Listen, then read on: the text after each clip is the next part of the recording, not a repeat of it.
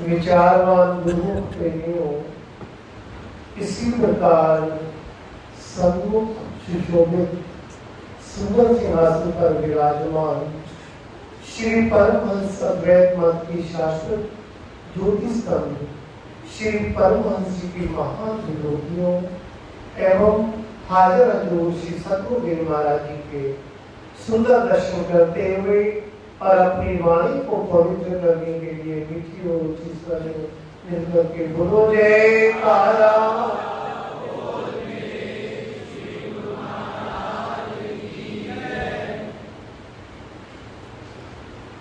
श्री सतगुरु जी ने कृपा करके रहमत खूब लुटाई है, प्यारे प्यारे दर्शन पाए, सबको आज बधाई।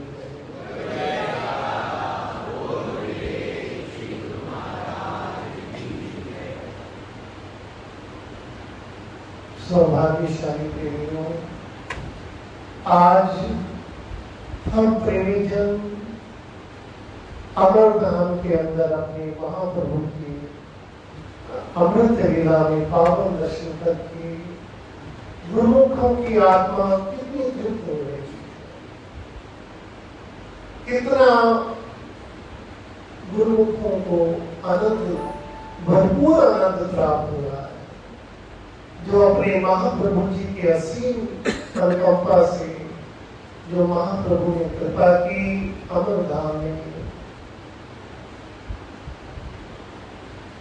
तो ये महापुरुषों की गुरुमुखों पर हमेशा महापुरुषों का विरुद्ध रहा है कि जब जब प्रेमी पुकारते हैं तो श्री गुरु महाराज जी दौड़े चले आते हैं। प्रेमी के मैं कर भी को ये मेरा असूल, चार मुक्ति को ब्याज में दे न सकूं। ये भगवान श्री कृष्ण चंद्र जी महाराज जी ने अपने पावन वचनों में बताया है कि जब प्रेमी सच्चे भाव से मुझे पुकारते हैं तो मुझे हमेशा तत्काल आना पड़ता है। कि हम गुरुमुखों पर कितने रहमत है, और ये विशेषता महापुरुषों में हमेशा पाई गई रहते वहां पर कि पारस में और संत में बड़ो अंतर हो जान, लो बोलो कंचन कई होकर ले आप समान। हमारे श्री सतगुरुदेव महाराज जी अपने गुरुमुखों पर कितनी रहमत लुटा रहे हैं, जो भक्ति से हम गुरुमुखों की जोड़ियां भरपूर कर रहे हैं। पारस में एक खूबी है कि वो लोहे को सोना बना सकता है, लेकिन अपना रूप नहीं बना सकता। लेकिन महापुरुषों में ये आकर्षण है, ये कृपा है कि जो उनकी चरण शरण में आ जाता है वह उसे अपना ही रूप बना देते हैं।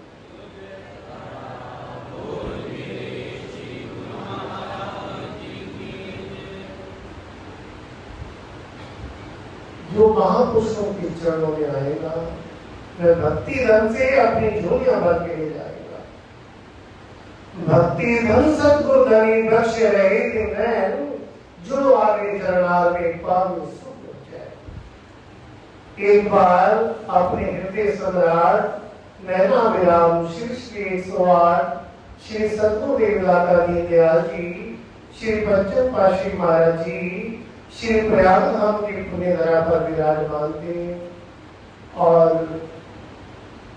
श्री शांति भवन से श्री कार श्री मंदिर जी की तरफ आ रही थी। श्री कार में महाप्रभु विराजमान थे, श्री आरती पूजा का पावन समय था। तो कुछ प्रेमी जन पीछे पीछे कार से शॉर्ट रास्ते से आ रहे थे, तो एकदम 3 व्हीलर का जिसमें वो बैठे हुए थे अनबैलेंस हुआ, तो कुछ प्रेमियों को चोट आ गई। श्री कार को ऊपर से जो रूट है उसी रूट से आ रही थी, ये नीचे ढलान की तरफ से आ रहे थे जहां पर पुलिया बनी हुई है। वहां पर एकदम 3 व्हीलर अनबैलेंस हुआ और कुछ प्रेमियों को चोटें आ गई।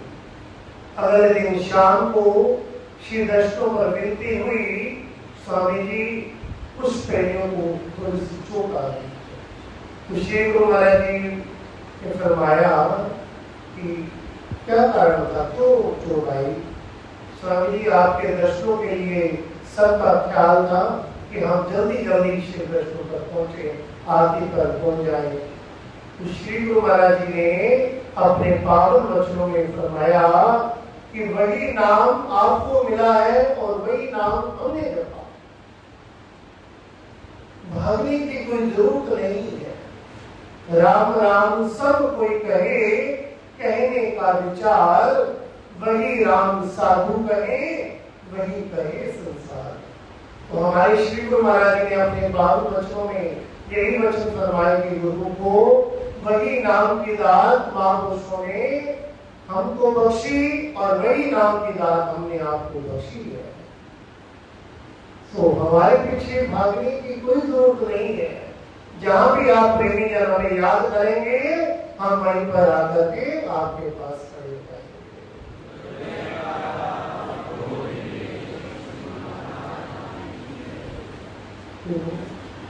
हम सब प्रेमी जन कि श्री गुरु महाराज जी की जो रहमत है, जो प्यार है, जहाँ पर गुरु जन प्रेमी जन महापुरुषों को सदगुरु को याद करते हैं, महापुरुष पहुंचकर अपने प्रेमियों को भक्ति से याद करते हैं। इसलिए हम सब प्रेमियों का फर्ज बनता है कि जो भक्ति के 5 नियम श्री सतगुरुदेव महाराज जी ने बनाए हैं, हम उनकी श्रद्धा से पालना करें और 2 घंटे जो भजन के लिए फरमाया है उसका भी हमने रोज ध्यान भजन में अपना मन लगाना है और श्री सतगुरुदेव महाराज जी की रहमत को पाना है।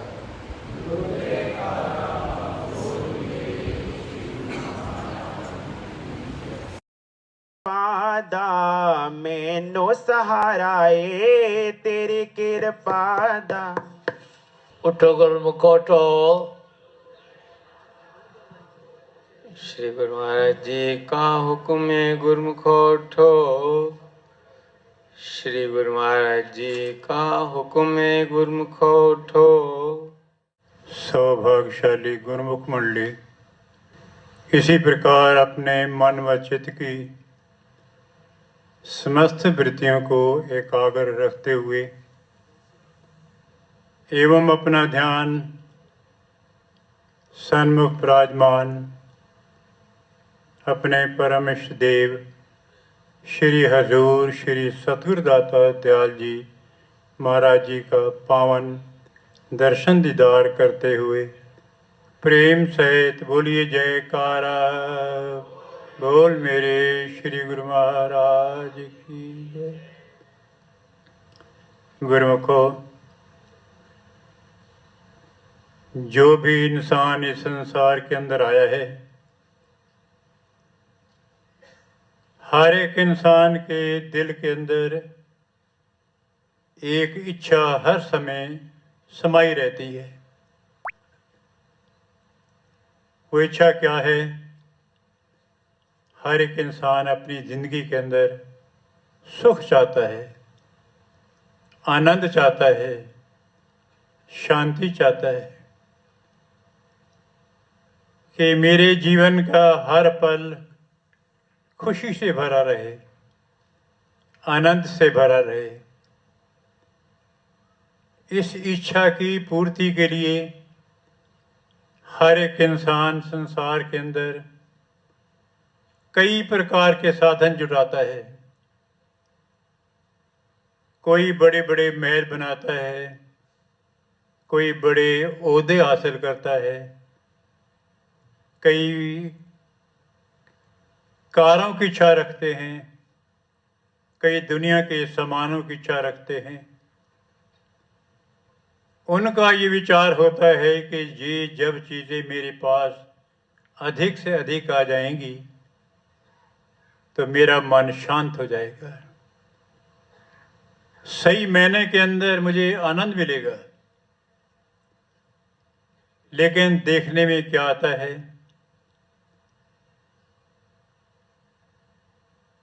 अगर आप संसार के अंदर भ्रमण करें, एक दूसरे से वार्तालाप करें कि आप बताओ, आपको अपनी ज़िंदगी के अंदर आनंद मिल रहा है? आप शांति से अपना जीवन व्यतीत कर रहे हो? तो संसार के अंदर आपको बहुत कम ऐसे इंसान मिलेंगे जिनकी ज़बान के ऊपर ये शब्द होगा कि हमारा जीवन आनंद के अंदर बीत रहा है। वरना संत तुलसीदास जी ने रामायण में वर्णन किया है कि यतन बहुत सुख के किए, दुख का किया न कोई। तुलसी ये आश्चर्य है, अधिक अधिक दुख हुए। संत तुलसीदास जी भी अचंभा जाहिर करते हैं कि हर एक इंसान सुख की इच्छा के लिए यत्न कर रहा है, कोई भी दुख को प्राप्त करने की इच्छा नहीं करता, लेकिन फिर भी दुखी क्यों है? वास्तव में इंसान की जो तलाश है वो गलत है। अगर दुनिया के सामानों के अंदर आनंद होता, शांति होती, तो गुरबाणी के अंदर महापुरुषों ने फरमाया है कि सकल सृष्टि को राजा दुखिया, हरि का नाम जपत होए सुखिया। कितनी बड़ी मिसाल देकर के महापुरुषों ने फरमाया है कि एक इंसान कितना बड़ा बन जाए, एक देश का नहीं, दो का नहीं, 10 नहीं, बल्कि सारी दुनिया का बादशाह बन जाए। फरमाया कि सकल सृष्टि को राजा दुखिया, हरि का नाम जपत होए सुखिया। केवल केवल वही जीव संसार के अंदर आनंद को प्राप्त करते हैं जिनको वक़्त के महापुरुषों की चरण शरण मिल जाती है और उनकी चरण शरण में जाकर के उनकी आज्ञा और मौज के अनुसार अपना जीवन व्यतीत करते हैं, नाम और भक्ति की कमाई करते हैं। केवल केवल वही जीव संसार के अंदर सुखी हैं। आप दिन रात श्रवण करते हैं कि वक़्त के महापुरुष आज्ञा प्रदान करते हैं। श्री परमन दयाल महाराज जी का हुक्म हम तक पहुंचाते हैं कि आप संसार में आए हो, आपके दिल के अंदर चाहिए खुशी, चाहिए आनंद चाहिए, तो केवल केवल ये वस्तु जो है नाम के सिमरन करने से ही मिल सकेगी। और यह एक असली एक स्थान है, किसी और स्थान पर जाने की जरूरत नहीं। लिखा है कि सतगुरु सुख सागर जग अंतर, होर थाए सुख नाही। जिस जीव को वक़्त के सतपुरुषों की शरण मिल जाती है और वो उनके बताए हुए मार्ग पर चल पड़ता है, उसका जीवन अनंत के अंदर बीतता है। महापुरुष भी उस दुर्धाम को छोड़ करके धराधाम पर आते हैं। केवल केवल एक ही मकसद है कि जो भी गुरुमुख जन उनकी शरण में आ जाते हैं तो उनके जीवन के अंदर आनंद बरसाए। दुर्धाम को छोड़ करके धराधाम पर हमारे कल्याण के लिए अवतरित होते हैं। ये जीव मोह माया की जकड़ के अंदर है, फंसा हुआ है। मोह माया की नींद से जगाने के लिए महापुरुषों का संसार के अंदर अवतार होता है। आप देखें, अगर कोई एक इंसान किसी गहरे कीचड़ के अंदर फंस जाए और उसके अंदर इतनी हिम्मत नहीं कि इस कीचड़ से बाहर निकल सके, तो आवाज लगाता है, भाई कोई आओ मेरे पास आओ, मुझे कीचड़ से बाहर निकाल दे। एक ताकतवर आदमी पहुंचता है, उसको कीचड़ से बाहर निकालना चाहता है, अगर कीचड़ के किनारे पर खड़े होकर के आवाज लगाता रहे कि भाई तुम बाहर निकल आओ, बाहर निकल आओ, बाहर निकल आओ, उसके अंदर समर्थ नहीं। इसी तरह से महापुरुष भी दुर्धाम को छोड़ करके हमारे बीच में नर नारायण का रूप धारण करके हमें इस मोह माया की नींद से निकालते हैं। एक पुराना इतिहास है कि छठी पातशाही श्री गुरु हरगोबिंद सिंह जी महाराज के समय में वक़्त के बादशाह ने उन्हें 6 महीने के लिए नजरबंद कर दिया ग्वालियर के किले के अंदर। जब 6 महीने का समय बीता तो बादशाह का हुक्म आया कि कल आपको इस जेल से रिहा किया जाएगा। उस जेल के अंदर अलग अलग रियासतों के 52 राजा और भी उस जेल के अंदर थे। उनको भी महापुरुषों की सोबत मिली। बड़े दूर संजोग से उनके जीवन के अंदर आनंद भर आया है। और उनको जब ये पता चला कि श्री गुरु महाराज तो कल जेल से रिहा हो जाएंगे, हम तो जेल में पड़े हैं, बेनती की कि महाराज आप जब बाहर जाओगे हमें भी साथ ले चलो। तो बादशाह के पास ये दरख्वास्त पहुंची। बादशाह ने हुक्म किया कि जब आप किले से बाहर जाओगे, कोई भी राजा आपके पल्ला पकड़ ले, उसको भी जेल से रिहा किया जाएगा। महापुरुषों ने जिस मकसद के लिए जेल के अंदर जाना उनकी मौज हुई थी, उन राजाओं को मुक्त करना था। अपने एक शिष्य को आदेश दिया कि हमारे लिए एक चोला तैयार करो जिसकी 52 कलियां हों। और जब जेल से बाहर जाने लगे, सब राजाओं को हुक्म किया कि जब हम बाहर जाएंगे हमारी आप एक एक कली पकड़ लेना। जैसे ही श्री गुरु महाराज जेल से बाहर आए और जो 52 राजा थे जयकारा बुलाते हुए, वो भी जेल से रिहा हो गए।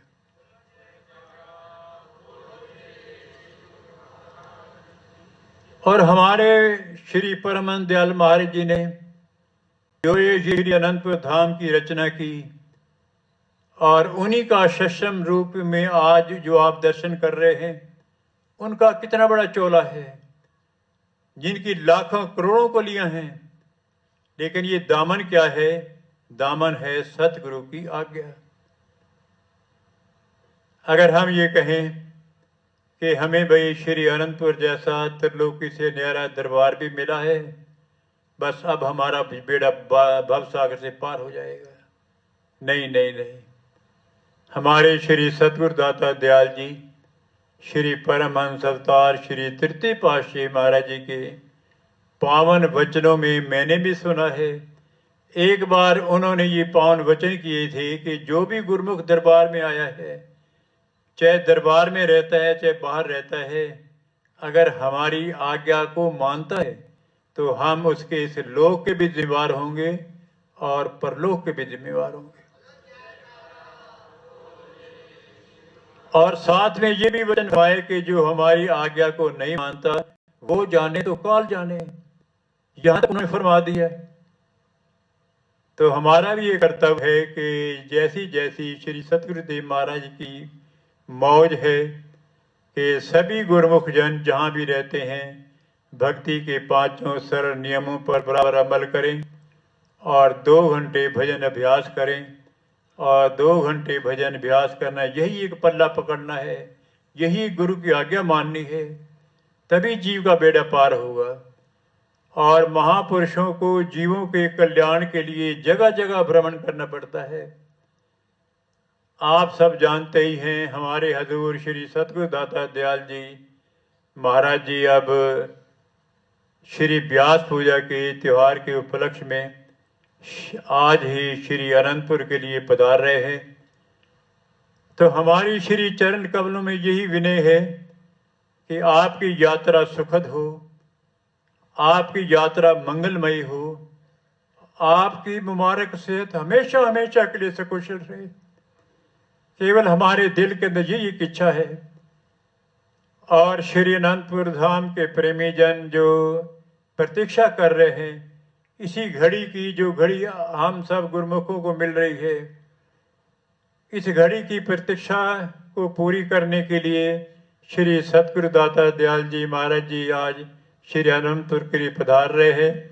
तो श्री गुरु महाराज जी का स्वास्थ्य भी बहुत अच्छा रहे, आनंदमय रहे, खुशी से भरा रहे और इसी प्रकार वहाँ व्यास पूजा का त्यौहार मना करके वापस जो है फिर श्री प्रयाग धाम के इसी प्रकार हमें दर्शन दें जैसे कि इस समय हो रहे हैं।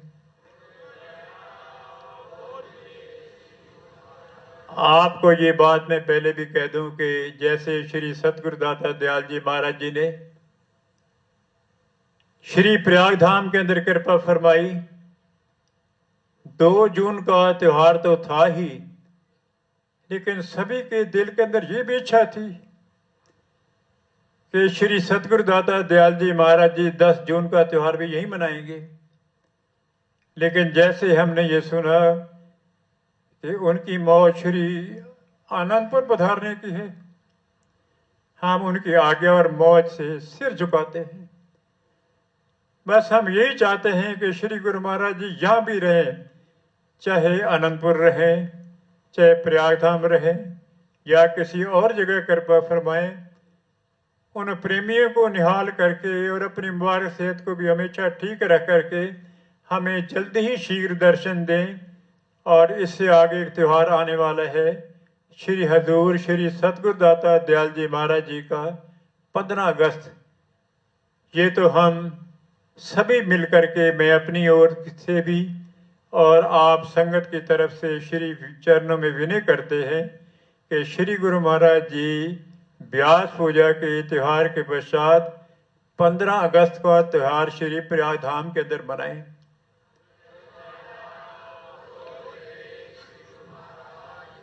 और हम अज्ञानी जीव हैं, सतगुरु की दया का तो कोई अंत नहीं है। हमसे गलतियां भी होती है, हमारे अंदर कितनी खामियां भी हैं, तो हम अपने गुनाहों की और अपराधों की श्री सतगुरु दाता दयाल जी महाराज के चरणों में बार बार दंडवत प्रणाम करके क्षमा मांगते हैं। उठो गुरमुखो उठो।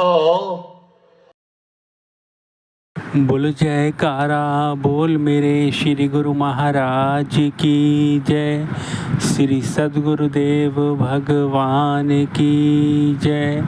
हमारे सद्गुरुदेव भगवान जी ने सभी गुरुमुखों को हमारे गुनाहों की माफ़ी दे दी है। अब हमारा भी ये फ़र्ज़ बन जाता है कि हम सब गुरुमुख जन सद्गुरुदेव महाराज जी की कृपा अनुसार 2 घंटे भजन अभ्यास मिलकर जरूर किया करें। बोल जयकारा।